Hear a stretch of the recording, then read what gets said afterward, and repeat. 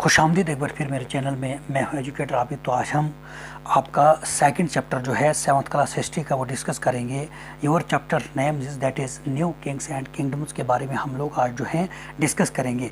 आप इसमें नए बादशाहों और उनकी जो भी सल्तनतें थी, उनकी जो भी ममलकतें थी, उसके बारे में आज हम लोग जो है डिस्कस करेंगे। As you now the previous last video I have discuss your first chapter that is tracing changes through 1000 year. किस तरह से हमारी जो है हमारे कल्चर्स की अगर हम बात करेंगे, मेडिवल्स की कल्चर, आर्ट एंड कल्चर की अगर हम बात करेंगे, रिलीजियस की अगर हम बात करेंगे, अगर हम एडमिनिस्ट्रेटिव सिस्टम की बात करेंगे, अगर हम किंगडम्स, अम्पायर्स और डायनेस्टीज़ की अगर हम लोग बात करेंगे कि क्या क्या हमने ओवरव्यू हमने पढ़ा कि हम लोग किन किन टॉपिक के ऊपर जो है इस मेडिवल पीरियड में जो है हम लोग डिस्कस करेंगे, कौन कौन से किंगडम्स के बारे में और कौन सा पीरियड जो है इसमें अहम रहा है, वही बात हमने जो है we have discuss the previous last video. अब आज का आपका जो टॉपिक है your second chapter that is new kings and kingdom के बारे में हम लोग जो है आज डिस्कस करेंगे। Many new dynasties emerged after the 17th century.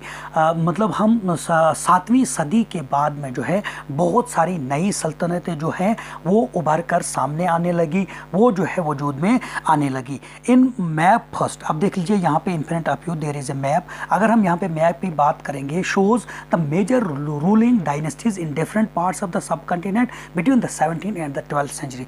12th century में इस सब कॉन्टिनेंट की अगर हम बात करेंगे कौन कौन सी डायनेस्टीज रही है, और इस यानी कि 7वीं सदी से लेकर और 12th सेंचुरी तक, 7th century to 12th century तक कौन कौन से इस सब कॉन्टिनेंट में जो है अलग अलग मेजर रूलिंग जो है डायनेस्टीज रही है। As you look in this first map, आप यहाँ पे देखेंगे सबसे पहले अगर हम बात करेंगे, अगर हम नॉर्थ इंडिया की बात करेंगे तो चहान मानाज सबसे पहले नंबर पे है। उसी तरह से उसमें कौन कौन सा, जैसे हम करेंगे गुजारा पतिहाराज, उसके बाद बाकी जो है ये पहली राजवाड़ी है। अगर हम साउथ इंडिया की, अगर हम दक्षिण की या सेंट्रल एशिया की अगर हम सेंट्रल इंडिया की अगर हम बात करेंगे, एस्टर्न साइड की अगर हम बात करेंगे तो यहाँ पे कौन था, यहाँ पे राष्ट्र कोटियाज था, यानी कि राष्ट्र कोटाज यहाँ पे था। अगर हम उस साइड पे जाएंगे तो यहाँ पे गंगाज, तो ईस्टर्लीज में आप लोग देख लीजिए जहाँ पे कालिंगा वगैरह है। साउथ इंडिया की अगर हम बात करेंगे, यहाँ पे छोटी छोटी जो डायनेस्टीज थी, चावलाज थी, चावलाज के साथ में आप देखेंगे चेरस थी, और यहाँ पे क्या था, पांड्याज था। अगर हम यहाँ पे बात करेंगे कि जो आपका ईस्ट साइड में जो है, ईस्ट मैप, यहाँ पे आपके कौन थे, पालाज थे। तो ये दिस इज़ ओवरऑल कि यहाँ पे आप लोग देखिए कि कौन सी मेजर जो हैं रूलिंग डायनेस्टीज थी during the period of the 17th और 12th सेंचुरी की अगर हम लोग बात करेंगे। अब the emergence of a new dynasties, किस तरह से नए खानदानों का खुरूज यानी कि किस तरह से नए जो शहनशाह जो है, नए सल्तनतें जो है किस तरह से जो है वो उभर कर आते हैं, किस तरह से उनका वजूद आता है। By the 17th century there were a big landlords or the warriors chief in different regions of the subcontinent. अगर हम हिंदुस्तान की बात करेंगे during the period of the 17th century, at that time हमने बहुत बड़े बड़े जिम्मेदार लोग यहाँ पे थे, वॉरियर्स थे, यानी कि जंग में हिस्सा लेने वाले, यानी कि बड़े बड़े जंगजू चिफ्टन थे, बड़े बड़े सरदार थे, जो डिफरेंट रीजन्स में, अलग अलग इलाकों में, अलग अलग खित्तों में हमारे हिंदुस्तान में वो लोग क्या थे। Existing kings often acknowledge them as their subordinate are the samantas. अब देख लीजिए समंतास क्या होता है, they are the subordinate of the kings. जो किंग्स के सब ऑर्डिनेट होते थे, ताबेदार होते थे, उनके गवर्नर्स होते थे, जो उनको अलग अलग क्या करते हैं, अलग अलग इलाकों पे उन जो सब ऑर्डिनेट उसके थे, किंग के जो सब ऑर्डिनेट्स थे, उनको एक्नॉलेज्ड देम एज देयर सब ऑर्डिनेट, जिनको जो है यहाँ पे समंतास के नाम पे उनको पुकारा जाता है। They were expected to bring gifts for their kings or overlord be present at their courts and provide them with the military support। और ये लोग जो थे, मतलब the sub ordinate, they provide gifts for the king को वो लोग क्या करते थे, तोहफे वगैरह उसको देते थे। और overlords be present at their courts, और कोर्ट्स में उसको जो है आवर ऑल ये जो है गिफ्ट वगैरह देते थे, और आवर लॉर्ड्स वगैरह जो थे वो उसको यानी कि ज़्यादा तौर पर उसको देते थे, और वो जो है उसको जो है the samantas are the subordinate of the king, they support them through the military. तो मिलिट्री के ज़रिए वो जो है समंताज जो थे यानी कि जो उसके सबऑर्डिनेट थे वो उसकी क्या करते थे, मदद करते थे। एज समंताज गेंड पावर, और जैसे ही समंताज को पावर मिलती थी वो पावर को बढ़ा देते थे, एंड वेल्थ को वो लोग बढ़ा देते थे। They declare themselves to be mahasamanta mahamandaleshvara the great lord of the circle or region and so on. अब देख लीजिए, जैसे ही जो सबऑर्डिनेट, जो किंग्स के सबऑर्डिनेट होते थे, उसके ताबेदार होते थे जिनको समंताज कहा जाता है, जैसे ही वो अपनी पावर को बढ़ा देते थे और अपनी वेल्थ को वो लोग बढ़ा देते थे, वो क्या करते थे, वो उसके बाद महासमंथा बनते थे, ग्रेट लॉर्ड वो लोग बनते थे, और उस रीजन पे वो लोग क्या करते थे, हुकूमत करते थे।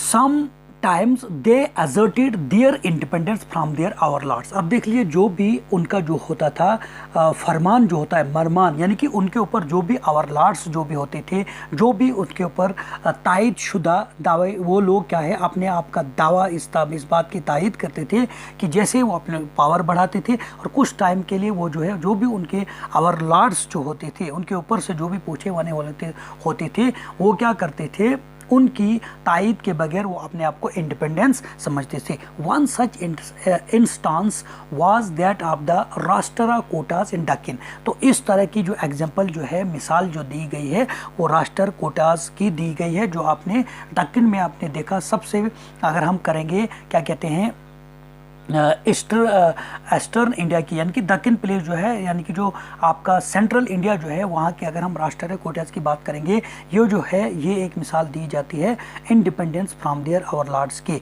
अब देखने, initially they were subordinate to the Chalukyas. Initially में राष्ट्रीय कोटास जो था ये चालुक्यास का क्या था, सबऑर्डिनेट था। कहाँ पे था, कर्नाटक में था। लेकिन in the mid of 18th century, लेकिन 8वीं सदी के दरमियान में दंती Durga, a Rashtrakuta chief, overthrew his Chalukya overlord and performed a ritual called the Hiran या Garba, literally the golden worm। अब देख लीजिए, उसी 18th सेंचुरी के मिड 18th सेंचुरी के दरमियान में एक जो चीफ्टेन जो था राष्ट्रकूटास का, जिसका नाम क्या था, दंती दुर्गा, उसने क्या करता है, ये ज़ेरो ज़बर से काम लेता है। ये जो है चालुक्यास के जो ओवरलोड है उनके ऊपर जो है ये अपना ओवरऑल जो कुछ भी है, मतलब पावर को जो है उनके ऊपर जो है ज़ेरो ज़बर कर देता है उनकी पावर को, और ये जो है अब परफॉर्म करता है एज ए रिचुअल, जो भी रस्म रवाज थी, और उसको कहा जाता है ही रन या गरबा, लिटरली द गोल्डन वोम, की मतलब इसकी जो है ये गोल्डन वोम की तरह से उसको जो है क्या कहते हैं, इसको रिप्रेजेंट किया गया है। व्हेन दिस रिचुअल वाज परफॉर्मेड, जब ये रस्म और रवाज के तौर पर अंजाम देने वाला जो भी काम उस वक्त ये कर रहा था, perform with the help of Brahmanas के साथ, उनकी मदद से, it was thought to lead to the rebirth of the sacrificer as a kshatriya, even he was not one by birth. अब उसका ये कहना था, जब ये काम जो है ये रस्म रवाज के तौर पर ओवरऑल जो भी रिचुअल तौर पर ये काम को जो है परफॉर्म करने लगा, और with the help of the Brahmanas, और उसकी ये सोच विचार थी, उसका ये सोच विचार था कि अब ये दोबारा से जन्म लेगा, और जो भी सेक्रीफाइजर जो भी होते हैं, यानी कि जो भी लोग जो हैं कुर्बानी देते हैं, वो लोग क्या बन जाते हैं, they will become the Kshatriyas, मतलब बहुत बड़े वो क्षत्रियाज बन जाते हैं, बहुत बड़े जंगजू वो लोग बन जाते हैं। Even if he was not one by birth, वो बर्थ से पैदा नहीं होते हैं, बल्कि वो क्या करते हैं, जब वो अच्छे काम करते हैं, रिचुअल्स एक्टिविटी को वो लोग जब लोग परफॉर्म करते हैं, और उनका सोच विचार यही था कि वो लोग जो हैं रिबर्थ दोबारा पैदा हो जाते हैं, और एज ए वो जब वो कुर्बानियाँ देते हैं तो वो फीसर बन जाते हैं, यानी कि कुर्बानी देने वाले वो लोग बन जाते हैं और कुर्बानी के नाम से उनको याद किया जाता है। और they will belong to the community of the Brahmanas थे। तो मैंने आपको हाई कास्ट के लोग जो यहाँ पे माने जाते थे, यानी कि हाई रैंक के लोग वो ब्राह्मणास थे। ब्राह्मणास के बाद क्षत्रियाज आता है, शूद्राज आता है, शूद्राज के बाद दासीज वगैरह जो लोग नौकर चौकर वगैरह आते हैं।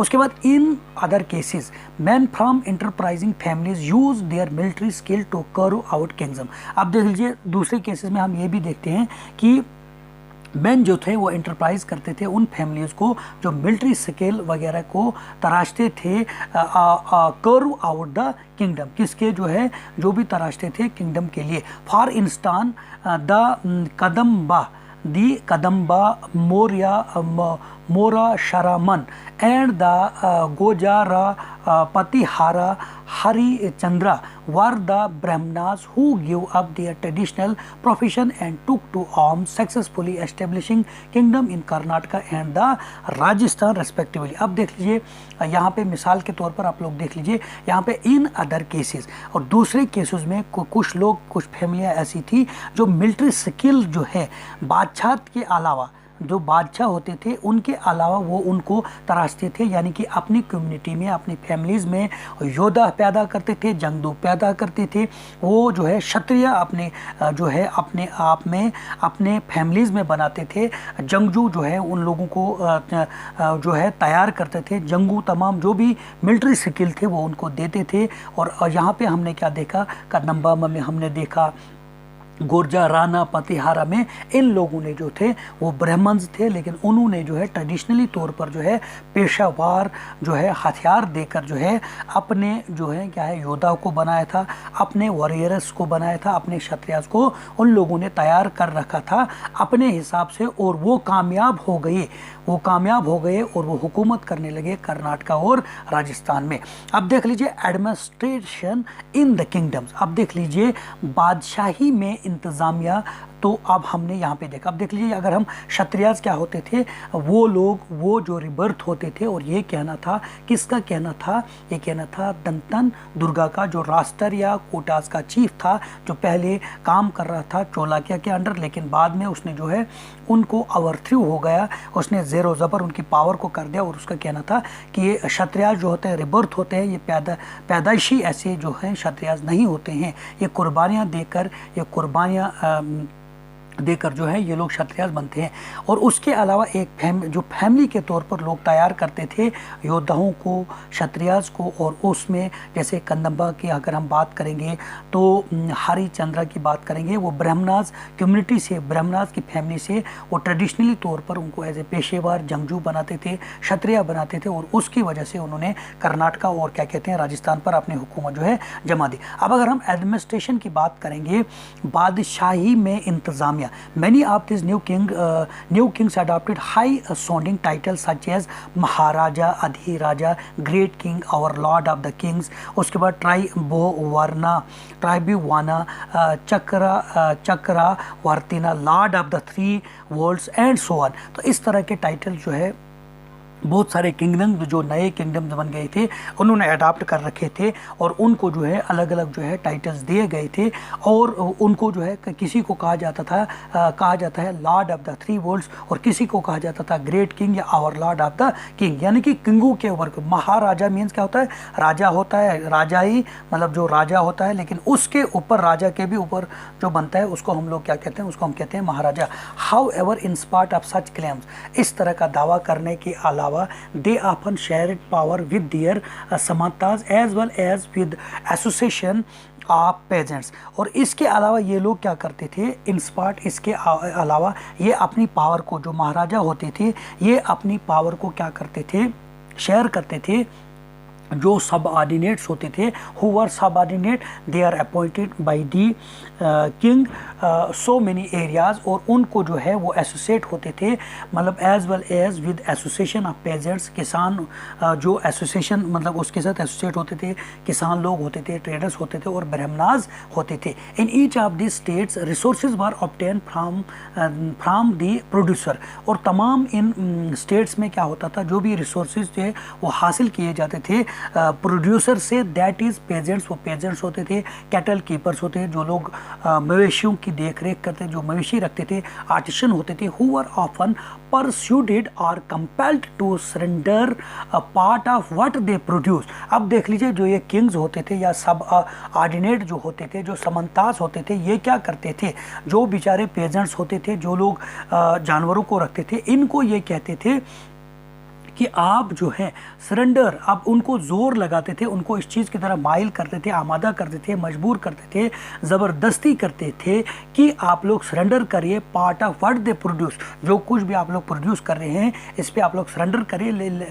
यानी कि सिंपली कहिए कि आप लोगों को जो है ओवरऑल जो है आपको जो भी सब ऑर्डिनेट किंग के होते हैं उनके अंडर जो है जो कुछ भी है वो आपको करना पड़ेगा। Sometimes they were claims as rent, तो कुछ तो वक्त के लिए जो है जो सब ऑर्डिनेट थे, ये पेजेंट से, ये कैटल कीपर से, ये आर्टिशन से एज ए रेंट जो है उनसे क्लेम करने लगे कि हमको जो है इसकी जो आपको जो है आपको रेंट देना पड़ेगा, due to the lord who asserted that he owned the land. अब देख लीजिए, ड्यू टू द लॉर्ड की वजह से आपको जो लोग दावा कर रहे थे that he own the land, जिनकी अपनी ज़मीनें थी, revenue was also collected from the traders, और ट्रेडर्स के से जो है रेवेन्यू को कलेक्ट किया जाने लगा। अब देख लीजिए, these resources were used to finance the kings establishments as well as for the construction of temples and the forts. अब देख लीजिए, जो भी बेचारे यहाँ के ट्रेडर्स थे, पेजेंट्स थे, कैटल कीपर्स थे, आर्टिशन थे, उनको जो है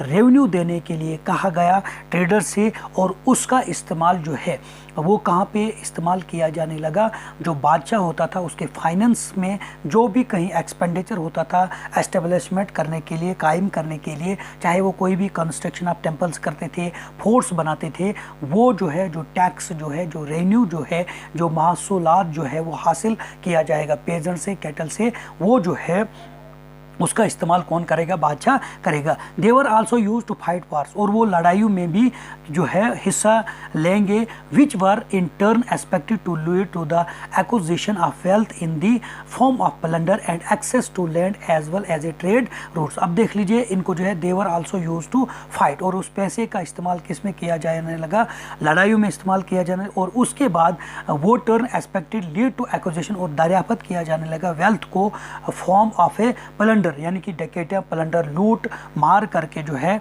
इस पैसे की वजह से जो है मतलब ये जो फाइनेंस के तौर पर इस्तेमाल किया जाने लगा और लूट मार वगैरह की जाने लगी।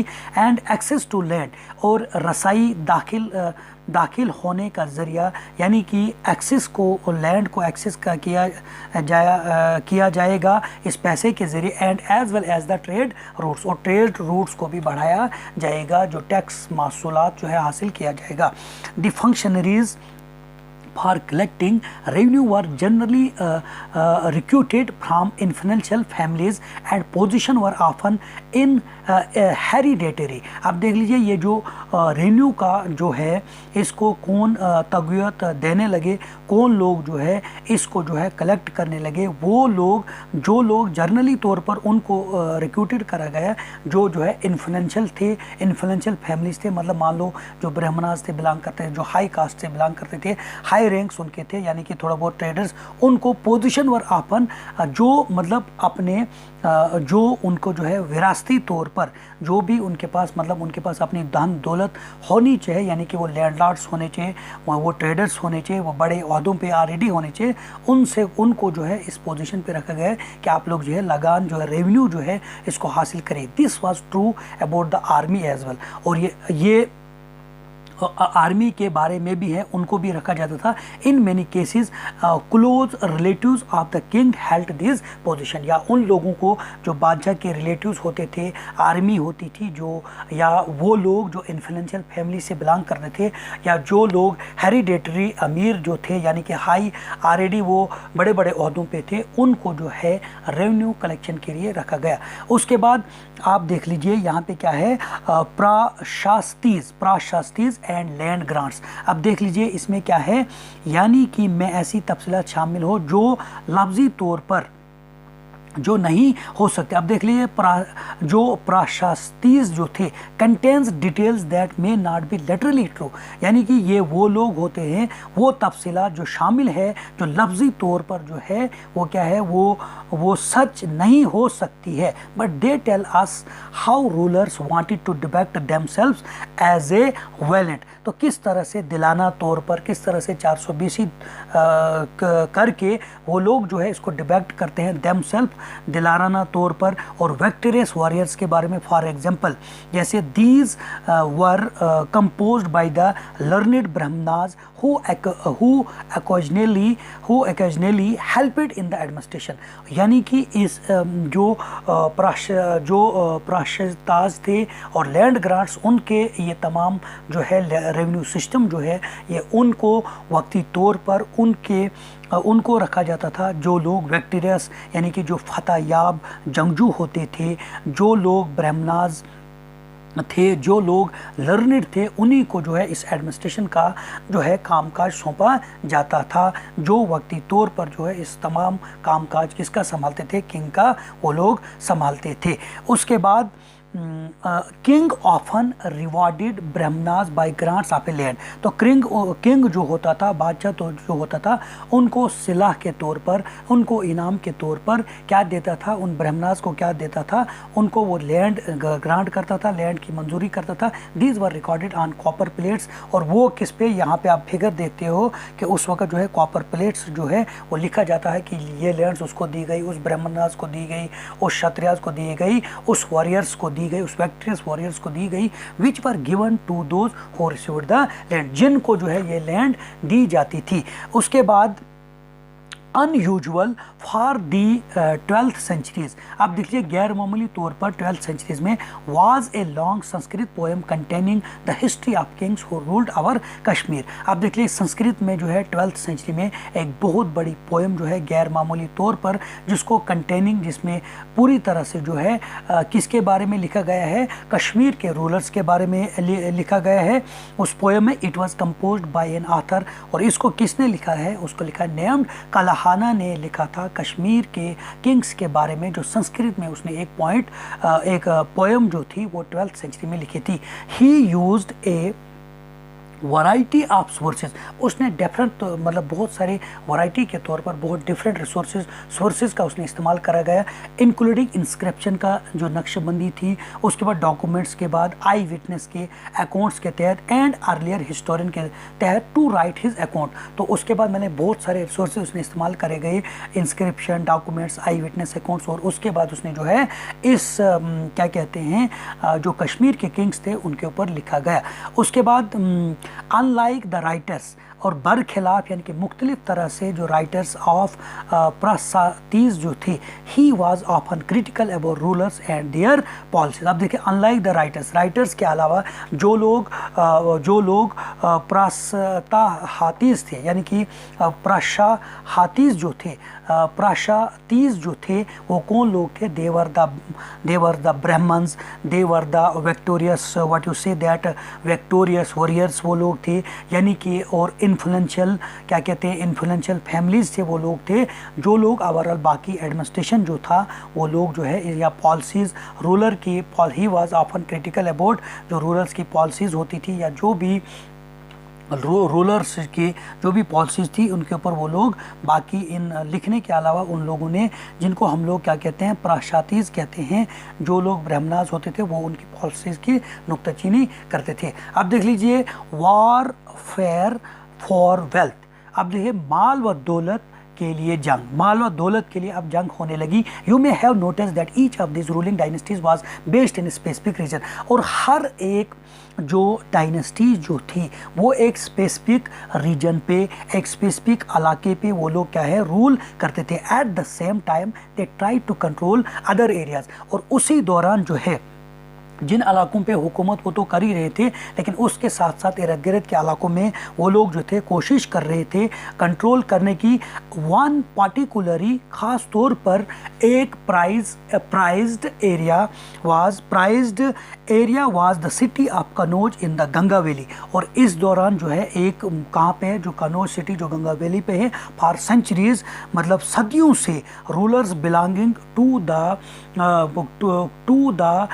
गुरजारा, Pratihara, Rashtrakutas and Pala dynasty fought for control over the Kanauj. क्योंकि कनौज प्लेस की अगर हम बात करेंगे तो कनौज की जो जगह जो थी वो गंगा वैली के ऊपर जो है वो मतलब कनौज सिटी को जो है वहाँ पे है। कनौज सिटी कहाँ पे है, गंगा वैली पे है। और इसके लिए सदियों से जो है बहुत सारे रूलर्स जो हैं, जैसे हमने क्या करा, प्रतिहाराज की बात करी, राष्ट्रकूटा की बात करी, पालास डायनेस्टी की बात करी, ये इस कनौज पर कंट्रोल करने के लिए आपस में लड़ रहे थे। बिकॉज देयर वर 3 पार्टीज, ये क्या थी, ये 3 पार्टीज थी in his long drawn conflict, मतलब काफ़ी देर तक जो है ये इख्तलाफात रह गए, इनमें आपस में लड़ाइयाँ झगड़े होते रहे। Historian often describe it as the tripartite struggle. तो इसको कहा जाता है, यानी कि पालाज, प्रतिहाराज और राष्ट्रकूटास की अगर हम बात करें उसको ट्राईपार्टाइट कहा जाता है, ट्राईपार्टाइट स्ट्रगल कहा जाता है। और हिस्टोरियन ने इसको जो है ट्राईपार्टी कहा है इन 3 पार्टीज को। As we will see PP 62 और 60 पेज नंबर जो आपका है 62 और 60 में, rulers also try to demonstrate, rulers जो थे वो जाहिर कर रहे थे their power and resources by building large temple. और जो रिसोर्सेज जो उनके सामने थे वो बिल्ड क्या कर रहे थे, बड़े बड़े मंदिरों को बिल्ड कर रहे थे। So when they attacked one and other kingdom, जब वो आपस में एक दूसरे के साथ जो है अटैक करने, एक दूसरे के साथ लड़ने लगे, they often choose the target temple. और वो लोग क्या है, टेम्पल्स टारगेट क्या करने लगे, टेम्पल्स को भी टारगेट करने लगे, पहले बनाए और फिर लड़ाई झगड़ों में जो आपस में राष्ट्रकूटास, पालास और अगर हम प्रतिहारास की अगर हम बात करेंगे तो वो आपस में लड़ाई झगड़ों में उन्होंने निशाना किनको, टेम्पल्स को भी बनाया, विच वर समटाइम एक्सट्रीमली रिच, क्योंकि टेम्पल्स में जो है सोना चांदी वगैरह ये चीज़ें वहाँ पे थी। You will read more about this in chapter 5 में हम डिस्कस करेंगे कि किस तरह से वो जो मतलब यहाँ के जो बादशाह थे, यहाँ के जो किंगडम्स थे, राष्ट्रकूटास, पालास और प्रतिहारास जो थी, जिसको जो है 3 पार्टीज कहा गया है, ट्राईपार्टीटाइट कहा गया है। तो उन लोगों ने किस तरह से टेम्पल्स को निशाना बनाया और उसके पीछे क्या राज था, वो मंदिरों को क्यों जो है निशाना बना रहे थे, तो उसके बारे में हम आगे चैप्टर नंबर 5 में डिस्कस करेंगे। One of the best known of such ruler is sultan Mahmud of Ghazni. अब देख लीजिए, इनमें जो है एक नामवर जो सुल्तान जो था, सुल्तान क्या है, सुल्तान इज़ एन अरबिक वर्ड जिसका मतलब होता है रूलर। तो इनमें अगर हम बात करेंगे, एक अहम रूलर जो था, जो नामवर रूलर जो था वो था महमूद ऑफ गजनी, जो अफगानिस्तान से बिलोंग करते थे। ही रूल्ड फ्राम 997 टू 1030 तक उसने जो है रूल करा and extended control over parts of central Asia. उसने जो है अपना जो है रूल जो है अपने रूल को जो है वसी करा था, एक्सटेंड करा था। कंट्रोल उसका कहाँ है, सेंट्रल एशिया पे, ईरान पे and the northern western part of the सब कंटिनेंट। और जो हमारा हम मान लो जो हमारा जो है दिल्ली की अगर हम बात करेंगे, अगर हम करेंगे यानी कि सॉरी जो आपका जो है ना नॉर्थ ईस्टर्न पोर्शन जो है इस पर वो उसने जो है कब्जा कर रखा था, उसके ऊपर भी वो क्या था, मोहम्मद ऑफ गजनी जो था उसका कंट्रोल था। उसके बाद आप लोग देख लीजिए, he raid the subcontinent almost every year, his targets were wealthy temples including that of the Somnath Gujarat. तो कहा जाता है कि कम से कम उसने जो है 17 हमले किए हैं उसने हिंदुस्तान के मंदिरों पर, और सोमनाथ के टेम्पल को उसने जो है लूटा है। Much of the wealth Mahmud carried away was used to create a splendid capital city at the Ghazni. वो जो है गजनी क्या है, this is the capital of Afghanistan at the time. तो who was Mahmud of Ghazni, Mahmud of Ghazni was the sultan of Afghanistan and under his control there was another areas like such central Asia, Iran और northern western portion था। और उसके अलावा if you talk that our north eastern जो portion our जो हिंदुस्तान का जो आप लोगों को पता है सोमनाथ टेम्पल जो है वो गुजरात में है, तो इसलिए हम करेंगे बात कि जो नॉर्थ ईस्टर्न पोर्शन जो था वहाँ पे भी उसका रूल चाहता था, वो चाहता था यहाँ के मंदिरों को वो लूटने के बाद जो है एक स्प्लेंडेड, एक शानदार, एक जो है सल्तनत महमूद गोई जो था लोगों के वो जो है काफ़ी मतलब जो है आगे बढ़ना चाहता था। सुल्तान महमूद आप देख लीजिए यहाँ पे क्या है कि सुल्तान महमूद, सॉरी यहाँ पे आप देख लीजिए जो सुल्तान था, much of the wealth Mahmud carried away used as he was interesting in finding more and more. अब देख लीजिए यहाँ पे क्या है, आगे हम पढ़ेंगे। Sultan Mahmud was also interested in finding तो सोमनाथ गुजरात के बगैर अगर हम बात करेंगे तो यहाँ पे जो है जैसे उसने क्या करा था, सॉरी थोड़ा सा यहाँ पे Somnath, much of the wealth Mahmud carried away was used to create a separated capital city of Ghazni. वो उसको लेने के बाद वो जो है गजनी में एक अहम जो है वो क्या करना चाहता था, अपनी वहाँ पे क्या करना चाहता था, वो अपनी हुकूमत को बढ़ाना चाहता था। अब देख लीजिए much of the wealth Mahmud carried, अब देख लीजिए much of the wealth Mahmud carried away use to create splendid capital city of Ghazni. He was interested in finding out more about the people he conquered. अब वो उन लोगों के भी बारे में जानना चाहता था जो है सुल्तान महमूद गोई जो गजनवी जो था, लोगों के बारे में जो मज़ीद जानने में भी दिलचस्पी थी, जो वो फतह कर चुके थे वहाँ पे लोगों के बारे में भी वो क्या करता था, जानकारी रखता था। तो उनमें अगर हम देखेंगे, he conclude and entrusted a scholar named Al Biruni to write an account of the subcontinent. तो अल-बिरूनी ने जो है वो उसने एक किताब लिखा जिसको किताबुल हिंद का नाम दिया गया है। This Arabic work known as the Kitabul Hind उसने लिखा है, remains an important sources for historians. He consulted Sanskrit scholar to prepare this account. अब देख लीजिए किताबुल हिंद को किसने लिखा है, अल-बिरूनी ने लिखा है, जो किसमें था वो जो था वो सुल्तान महमूद आप गोरी के अंडर में ही वो भी था, यानी कि उसके ये एज ए स्कॉलर वहाँ पे जो है काम करते थे, जो भी उसका अकाउंट वगैरह होता था। Other Kings who engaged in warfare, और इन जो वारफेयर जो था इन जंगों में बाकी जो लोग जो थे, बाकी किंग्स जो इंक्लूड थे, देवाज द जिसको हमने क्या कहते हैं चौहान मानाज थे, लेटर नोन एज द जिनको हम लोग क्या चौहान्स कहते हैं, पृथ्वीराज चौहान की इसमें हम बात करेंगे। Who ruled over the region around Delhi and Ajmer, जो चौहान्स जो थे वो रूल्ड करते थे दिल्ली और अजमेर पर। They attempted to expand their control to the west और ईस्ट साइड से, तो वो कर ही रहे थे चौहान्स जो थे जिनको हम लोग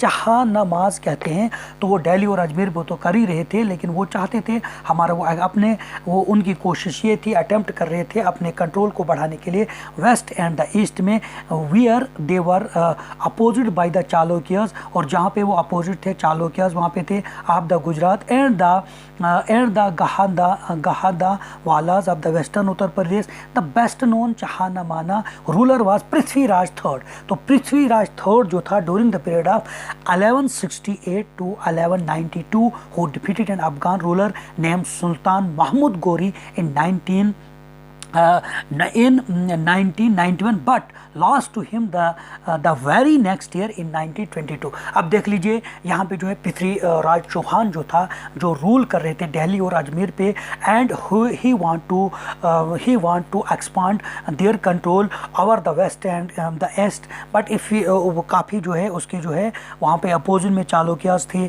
जो गुजरात के साइड में थे, और उसके बाद गांधा वालियास जो था वेस्टर्न उत्तर प्रदेश की साइड में था। लेकिन पृथ्वीराज थर्ड जो था उसने डिफीट करा था अफगान के सुल्तान महमूद गोरी को 1171, तो लेकिन उसी दूसरे साल जो है 1192 में जो है नेक्स्ट ईयर जो है सुल्तान महमूद जो है पृथ्वीराज थर्ड को जो है हरा देता है। उसके बाद आप लोग देख लीजिए ए क्लोजर लुक द चावलाज। अब हम चावलाज की बात करेंगे। हमने देखा जो पृथ्वीराज चौहान जो था थर्ड जो था किस तरह से महमूद गोरी को उसने हराया था, और उसके बाद हम अब बात करेंगे चावलाज की। अब देख लीजिए चावलाज की अगर हम बात करेंगे from Uraiyur the Thanjavur. अब देख लीजिए how did the Cholas rise to power, किस तरह से चावलाज ने पावर को बढ़ाया। A minor chiefly family known as the Muttaraiyar held power in the Kaveri delta. आप देख लीजिए एक छोटी सी फैमिली का जो एक छोटा सा जो है फैमिली का एक चीफ सरदार जो था, जो नोन एज द जिसको जो है मुत्रा रायायार के नाम से उसने पावर को हेल्ड करा था, किस पे, कावेरी डेल्टा पे। दे वर सब ऑर्डिनेट टू द पालवास, वो किन के सब ऑर्डिनेट थे, पालवास किंग के वो सब ऑर्डिनेट थे जो कंचीपुरम में थे। और उसके बाद Vijayalaya who belong to the ancient chief family of the Cholas, और विजय लाया जो था वो बिलोंग करता था, सरदार था चावलास का, फ्राम और ये योर captured the delta from the Muttaraiyar in the middle of the 19th century में जो है उसने वो चोलास का जो फ्राम ओरियार में जो था, चौलास के छोटी फैमिली का एक सरदार जो था, उसने कब करा था, middle of the 19th century में उसने क्या करा था, डेल्टा पे वो हुकूमत कर रहा था, जो कावेरी में यानी कि वो उसका अपना राज चला रहा था। ही बिल्ट द टाउन ऑफ, जिसको तंजौर कहा जाता था। तो किसने बिल्ट करा था, मुत्रा रायायार ने जो है मिडल 19th सेंचुरी में जो है एक तंजौर इलाका जो है उसने जो है तंजौर जो था एक टाउन एक कस्बा जो है उसको जो है बिल्ड करा, and A temple for goddess जिसको कहा जाता है निशुम बहा सुदानी दियर उसने करा था। उसके बाद the successor of Vijayalaya, अब देख लीजिए जो विजय यालिया जो था conquered neighbouring regions and the kingdom grew in size and power. अब देख लीजिए उसका सक्सेसर जो था मुतारायार का जो सक्सेसर था वो था विजय लाया, उसने कंक्यूड करा था नेबरिंग रीजन्स के जो कावेरी के साथ में थे, और उसने अपनी किंगडम के अपनी बादशाहत को बढ़ाया था और अपनी पावर को बढ़ाया था। And the Pandyan and the Pavla territories to the south and the north were made part of the kingdom। और उसने पालाज और पांड्यान्स की जो टेरिटरीज थी नॉर्थ और साउथ इंडिया में उसने अपनी किंगडम को उनका हिस्सा बनाया। उसके बाद Raja first considered the most powerful Chola ruler, और चोला रूलर का जो पावरफुल जो ताकतवर रूलर था वो कौन था, Raja first became king in 1985 and expand control over most of this areas. और इसने जो है काफ़ी एरियाज़ पर 985 में उसने जो है काफ़ी एरियाज़ को जो है अपने कंट्रोल में लाया था। He also organised the administration of the empire, और चौला का जो मेन रूलर पावरफुल रूलर था वो कौन था, राजा फर्स्ट। उसने जो है चौलास का जो एडमिनिस्ट्रेशन था उसको ऑर्गेनाइज करा, और राजा सन राजेंद्र फर्स्ट जो था continues his policies and even read the Ganga valley, Sri Lanka and countries of the south east Asia, developed A navy for this expedition.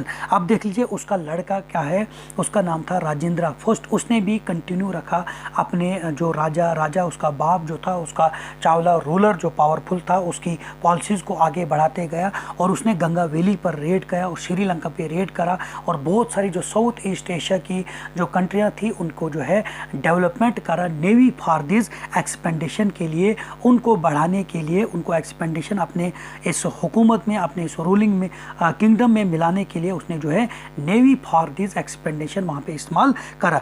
सैम्पलेंटेड temples and ब्रोंजोन sculpture, अब देख लीजिए the big temple of the Thanjavur and the Ganga जिसको कहा जाता है गंगा काया कोंडा चोलापुरम, ये जो है कम से कम 16 वर्ड की स्पेलिंग है, and built by the Raja and Rajendra. तो इसको बिल्ट किसको कर रहा था, तंजूर में जो एक बहुत बड़ा टेम्पल जो था जिसको कहा जाता है Gangaikonda Cholapuram, built by Raja and are architecture and sculpture marvellous. और इसमें जो है मुजस्सिम जो थे, इसको जो है कांसने का जो मुजस्सिम जो था काफ़ी शानदार जो थे वो लोग आर्किटेक्चरल तौर पर इसको जो है आपके सामने जो है किस तरह से इसको जो है अच्छी तरह से बनाए गए हैं दस्तकारों ने। चावला टेम्पल ऑफन बिकेम, अब देख लीजिए Chola temple often became the nuclei of settlements which grew around them. अब देख लीजिए ये जो है न्यूक्ली मतलब सेटलमेंट्स के लिए यहाँ पे रहने के लिए जो है छोटी छोटी वहाँ पे बिकेम द न्यूक्ली, रहने के लिए भी वहाँ पे जो था काफ़ी वो बढ़ गया, and there were centres of crops production, और ये सेंटर बन गया दस्तकारी की पैदावार को बढ़ाने के लिए। Temples were also endowed endowed with land by the rulers as well as by the others. आप देखिए ये टेम्पल जो था ये लैंड से अता करता था, वक़फ़ कर देते थे लैंड को। टेम्पल्स और आल्सो एंडोड अता कर देते थे, वक़फ़ कर देते थे with land by the rulers, rulers के लिए और जो बाकी वहाँ पे रह रहे थे। The produce of this land, आप देख लीजिए ये है यहाँ पे आपका ये मंदिर है। उसके बाद आप the produce of this land went to maintain specialist who worked at the temple and very often lived near it। Priest जो होते थे, जो गार्लैंड होते थे, गार्लैंड मेकर जो होते हैं, फूलों का हार वगैरह बनाते थे, कुक्स करते थे, स्वीपर्स होते थे, म्यूजिशियन होते थे, डांसर होते थे, एट्सेट्रा। अब देख लीजिए इससे जो है जो कुछ भी वहाँ से मासूलात हासिल की जाती थी, यानी कि जो भी वहाँ से जो था क्या कहते हैं प्रोड्यूस होता था, जो भी वहाँ से प्रोड्यूस होता था वो इस्तेमाल किया जाता था उन लोगों के जो मंदिर की जो कामकाज का करते थे, वो वहाँ को मेंटेन रखते थे। मंदिर के ओवरऑल जो प्रीस्ट लोग थे, जो फूलों के हार जिनको हम लोग गार्लैंड मेकर्स कहते हैं, कुक्स थे, स्वीपर्स वगैरह जो है मेंटेन रखा जाए। In other words temple were not only place of worship. Temple जो थी सिर्फ पूजा के लिए ही नहीं रखे गए थे, पूजा ही उनमें नहीं की जाती थी, पूजा की जगह नहीं मानी जाती थी, बल्कि they were the hub of economic, social and cultural life as well. तो यहाँ से जो है माशियत, समाजी तौर पर और कल्चरल तौर पर ओवरऑल जो है हब माना जाता था। Amongst the crops associated with the temples the making of bronze images was the most distinctive। अब यहाँ पे आप देख लीजिए this is the picture of the bronze which जो मानी जाती थी एक इमेज जो है ये डिस्टिंक्टिव थी, काफ़ी इम्तियाजी थी, काफ़ी नुमाया ये जो है बनाई गई है उस वक़्त। किन लोगों ने, क्राफ्ट्समैन ने बनाई है।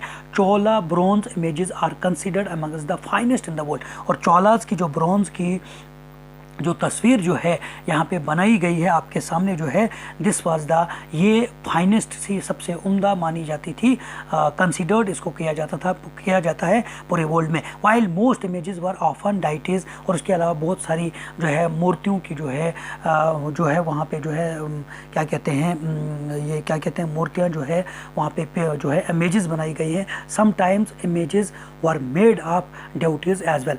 और जो यहाँ पे जो है पुरजोश हामी जो होते थे कुछ लोगों की जो है, मतलब जो लोग मतलब धर्मी तौर पर किस डाइटीज़ की किस मूर्ति की पूजा करते थे उनके लिए जो है उस तरह की इमेजेस भी बनाई जाती थी। उसके बाद अगर हम एग्रीकल्चर और इरिगेशन की अगर हम बात करेंगे during the period of the Cholas period में, तो किस तरह से एग्रीकल्चर और इरिगेशन का जो है फ़रोग होता है, प्रोग्रेस होती है। Many of the achievements of the Cholas were made possible through the new development in the agriculture. तो अगर हम बात करेंगे इनकी अचीवमेंट के, जो बहुत सारी इन्होंने तो अचीवमेंट करी, लेकिन अगर हम जो पॉसिबल जो उन्होंने बनाया दैट वाज द, वो क्या था, developments in the agriculture. Look at map second again. जब हम मैप सेकंड जो हमारे पास है, जब हम उसकी तरफ देखेंगे, notice that the river Kaveri branches off into several small channels before empty into the bay of Bengal. अगर हम बात करेंगे नोटिस दैट द रिवर, अगर कावेरी के जो ब्रांचेस जो हैं, ब्रांचेस आप जो उसकी शाखें हैं कावेरी रिवर की, जो नदियाँ जो हैं, सेवरल स्मॉल चैनल्स उन्होंने बनाए before empty the bay of Bengal, जब तक वो मतलब कावेरी से चलती जाती हैं और काफ़ी सारी जो हैं नदियाँ बनाने के बाद वो फाइनली बे ऑफ बंगाल में खाली हो जाती हैं। These channels overflow frequently depositing fertile soil on their banks. अब देखिए बहते बहते जो है ये फर्टाइल ज़मीन को, सॉइल को जो है फर्टाइल कर देती है ये बैंक्स जो बनते हैं। Water from the channel also provide the necessary moisture for agriculture, particularly the cultivation of the rice. अब देख लीजिए ये जब बैंक्स जब चलते हैं, जो कावेरी से जो ब्रांचेस जो हैं ये सेवरल स्मॉल चैनल बनाते हैं और इनकी वजह से जो है मतलब प्रोवाइड हो जाती है, नेसेसरी मॉइस्चराइजिंग प्रोवाइड हो जाती है उन एरियाज़ में जहाँ पे एग्रीकल्चर कराई जाती है, स्पेशली उन कल्टीवेशन के लिए जहाँ पे कल्टीवेशन ऑफ राइस की जाती है। ऑल दो agriculture has developed earlier in other parts of Tamil Nadu, अगरचे एग्रीकल्चर जो है इसकी प्रोग्रेस जो है इसको डेवलप्ड करा जाता है, इसकी कल्टीवेशन जो है अर्लियर टाइम में तमिलनाडु में की जाती है, लेकिन it was only from the 5th और the 6th century that this area was opened up for a large scale cultivation. लेकिन 5th और 6th सेंचुरी की अगर हम बात करेंगे, ये ओपनली तौर पर जो है लार्ज स्केल में वहाँ पे कल्टीवेशन की जाने लगी। Forest has to be cleared in some regions, forest को क्लियर कर लिया जाने लगा। किसके लिए? लैंड के लिए। Land had to be levelled in other areas, और कुछ एरियाज में लैंड को जो है उसका लेवल पूरा कर दिया गया। In the delta region, embankments had to be built to prevent flooding, and canals has to be constructed to carry water to the fields। अब देख लीजिए यहाँ पे जो है मतलब हम बांध, embankments क्या होता है, बड़े बड़े बांध बनाए गए जहाँ पे जो है फ्लड्स को प्रिवेंट किया जाता है, उन बांधों की वजह से पानी को रोका जाता था, और कैनल्स बनाए गए, कंस्ट्रक्ट करे गए, carry water to the fields के लिए जो है। आप देख लेते हैं यहाँ पे जो है this is the shape of the what you say that flood canal, जो कंस्ट्रक्ट करे गए वाटर के ऊपर जो है फ्लड को जो है मतलब उनके बांध बनाए गए। In many areas 2 crops were grown in year, और काफ़ी एरियाज में जो है 2 फसलों को जो है साल में उगाया जाने लगा। In many cases it was necessary to water crops artificially, तो वो नेसेसरी होता था, बहुत सारे केसेस में ये नेसेसरी होता था वाटर क्रॉप्स जो है आर्टिफिशियल, यानी कि कैनल्स को पहले हम एक नदी को जो है बांध बनाने के बाद वहाँ से वाटर सूखे इलाकों में लेते थे। दिस इज कॉल्ड, उसको हम कहते हैं water crops artificially. A variety of method were use for irrigation, बहुत सारे जो हैं तजुर्बे जो है इस्तेमाल करे गए वाटर को, मतलब वाटर इरीगेशन का इस्तेमाल करने के लिए। इन सम एरियाज वेल्स वर डग, कुछ एरियाज में जो है कुएं खोदे गए। In other places huge tanks were constructed, कुछ एरियाज में बड़े बड़े जो है टैंक बनाए गए और जिनमें जो है रेन वाटर को कलेक्ट किया जाने लगा। और इस बात को याद रखें that irrigation works require planning, तो इसके लिए एक इरीगेशन वर्क्स के लिए जो है प्लानिंग की ज़रूरत होती है। ऑर्गेनाइजिंग लेबर और रिसोर्सेज को जो है बढ़ाना है, maintaining this works and deciding on how water is to be shared, किस तरह से वाटर जो है उसको प्लान किया जाए, किस तरह मेंटेन रखा जाए। Most of the new rurals as well as people living in villages took an active interest in this activities, तो बहुत सारे रूलर्स और लोगों ने जो है, गाँव के लोगों ने और रूलर्स ने जो है इस एक्टिविटी में यानी कि इरिगेशन सिस्टम को बढ़ाने के लिए काफ़ी इंटरेस्ट करा और जिम्मेदारी की एक्टिविटी वो लोग करने लगे। अब देख लीजिए the administration of the empire, सल्तनत की इंतज़ामिया, यानी कि सल्तनत की जो इंतज़ामिया है, अम्पायर का, बादशाहों का जो एडमिनिस्ट्रेशन था वो लोग वो किस तरह से चलाते थे। How was the administration organised, किस तरह से मुनज़्ज़म किया जाता था, उसको जो है ऑर्गेनाइज्ड किया जाता था एडमिनिस्ट्रेशन ऑफ द अम्पायर का। Settlements of the peasants known as, और देखो जो लोग सेटलमेंट्स जहाँ पे पेजेंट्स रहते थे उनको जाना जाता था उर के नाम से, became prosperous with the separate of irrigation agriculture, वो तभी वो खुशहाल इसी बेस पे थे वो लोग सेटलमेंट्स, इस बात पे जो पेजेंट्स जो किसान लोग थे जिनको उर से जाना जाता था उन जगहों पर इस तौर से वो लोग जो है सेपरेट हो गए थे। It is only because of the separate of irrigation agriculture की वजह से वो लोग खुशहाल थे। Groups of such villages formed large units called the Nadu. अब देख लीजिए वो लोग जो है वो लोग क्या करते थे, विलेजेस में ग्रुप्स जो उनके फॉर्मेट होते थे और उस यूनिट को कहा जाता था nadu. The village council and the nadu performed several administrative function including dispensing justice and collecting taxes. और अब देख लीजिए यहाँ पे डिस्पेंसिंग जो था, मतलब यानी कि जो भी मतलब वहाँ पे प्रॉब्लम जिस भी तरह से नाइंसाफ़ी होती थी, मतलब पूरे तौर से जो है वो जो है इंसाफ देते थे लोगों को, और कलेक्टिंग टैक्स किस तरह से वो लोग करते थे। कौन लोग जो नाडू बन गए थे, जो लोग जो है फार्मर लार्जर यूनिट जो विलेजेस के लोग मिलकर जो है जिसको हम लोग नाडू के नाम से जाना जाते हैं। उसके बाद रिच पेजेंट्स, जो लोग क्या थे, जो अमीर पेजेंट जो थे किसान of the Vellala caste exercise considerable control over the affairs of the nadu under the supervision of the central Chola government. अब देख लीजिए जो लोग रिच पेजेंट्स जो थे जिनको वेला कास्ट से जो थे कास्ट से वो एक्सरसाइज करते थे और उनको कंसिडर करा, बाकी जो भी अफेयर्स होते थे, जो भी मामलात जो होते थे नाडू इन गाँवों में, और उनको जो है सुपरविजन करा जाता था सेंट्रल तौर पर। चावरा गवर्नमेंट उनके ऊपर जो है सेंट्रली मरकजी तौर पर उनके ऊपर हुकूमत करती थी। The Chola kings gave some rich land owners title like the, जिसको हम कहते हैं Muvendavelan, a velan are a peasant serving 3 kings. उसके अलावा Araiyar chief etcetera as a markers of respect and entrusted them with important office of the state at the centre. अब Chola Kings ने क्या करा, जो रिच लैंड ओनर्स जो यहाँ के थे उनको अलग अलग टाइटल्स का खिताब उनको दिए गए, ताकि वो लोग जो है और जो भी और उनको जो है यहाँ पे वो उनके यहाँ पे जो है सबऑर्डिनेट बन गए एंड ट्रस्टेड बने, ताकि वो लोग जो है यहाँ के ऑफिस को जो है important office of the state at the centre को जो है वो लोग इंटरेस्ट जो है वो पूरी तरह से इनको चला सके।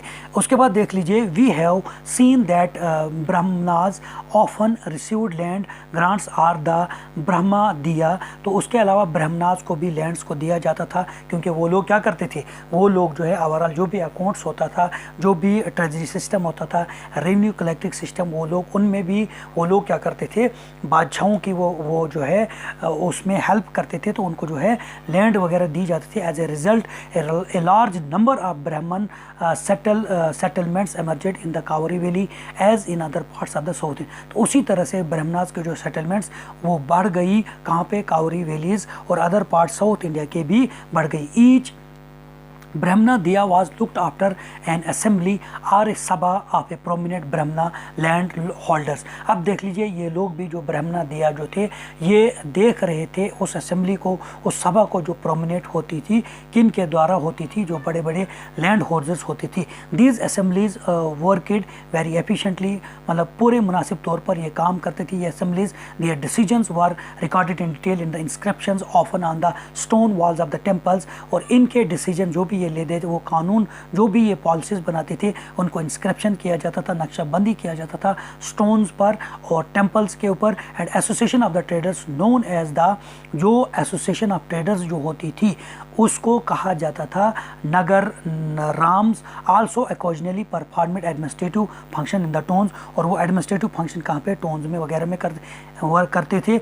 Inscription from the Uttaramarur in the Chingliput district, Tamil Nadu provided details of the way in which the sabha was organized। किस तरह से सभा को जो है क्या कहते हैं उसको ऑर्गेनाइज किया जाता था। The sabha had separate committees to look after irrigation works, gardens, temple etcetera. Names of those eligible to be members of this committees were written on a small tickets of palm leaf. तो उसके अलावा जो है इन तमाम चीज़ों को committees were written कहाँ पे, प्लाम लीफ पे, टिकट्स पे, were put into an otherwise earthenware pot पे लिखा जाता था, from which a young pot was asked, वो young boy was asked to take out the tickets one by one for each. Committees के लिए जो है एक यंग छोटे लड़के जो है वो क्या किया जाता था, उसको जो है यहाँ पे टिकट वगैरह के लिए वो निकालता था, ताकि वो उसके ऊपर डिसीजन दे सकते थे।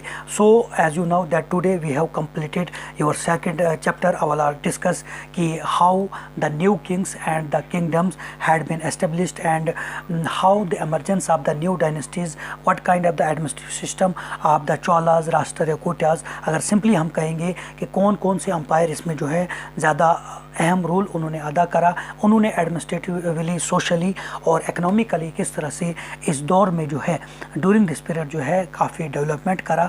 सो we have discuss each and every point इलस्ट्रेटली।